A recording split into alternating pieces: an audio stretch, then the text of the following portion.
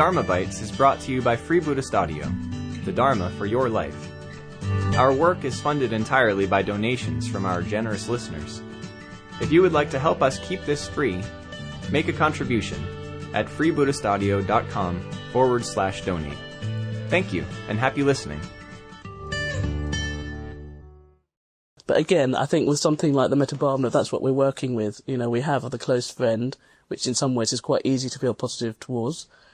You know, some of us may find it hard, the neutral stage of the meditation, where you're trying to develop positive feelings towards someone you don't particularly know or feel any strong feelings towards. But it's that whole thing about just sort of opening up your heart to other people to see them really clearly and realise that they, like you, are a person living in the world and you have all these things in common.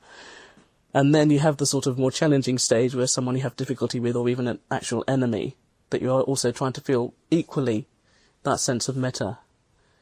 And then for all beings in the world. So it is a very strong practice, and it is very much in tune with, I would say, dana and generosity. So, yes, in the Bodhicharyavatara, you know, that is definitely one of the things that they talk about.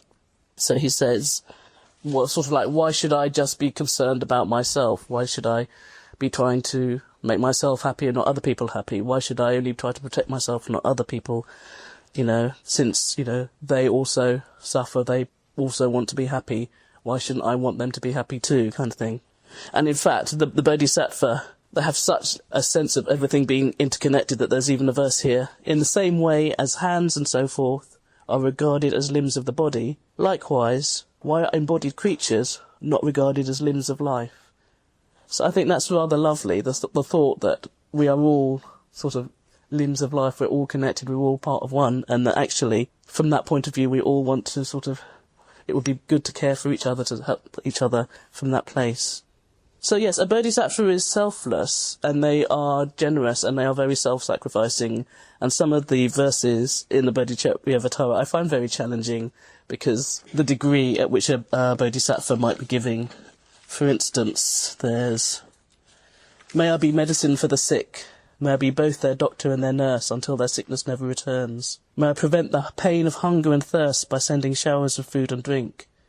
May I myself become food and drink in the intermediate aeons of famine. May I be an inexhaustible treasure for impoverished beings. May I stand by them, ready to offer any kind of help that they may need. See, I give up without regret my bodies, my pleasures, and my good acquired in the past, present, and future to accomplish good for every being. May I be a protector for those who need protection. May I be a guide for travellers, and may I be a boat and a bridge for those who long to reach the other shore. May I be a light for those in need of a light. May I be a bed for those in need of rest. May I be a servant for all those who are in need of a servant. To all embodied beings may I be a wish-fulfilling jewel, a pot of plenty, the spell that always works, the potent healing herb, the magical tree that grants every wish, and the cow that supplies all wants. Just as the earth and other elements are profitable in many ways to the countless beings dwelling throughout the universe, so may I sustain in many kinds of ways all beings throughout space, until everyone without exception has been released. So that's quite an undertaking. and I, you know, certainly I find that level quite challenging. We hope you enjoyed today's Dharma Bite. Please help us keep this free. Make a contribution at freebuddhistaudio.com/donate. And thank you.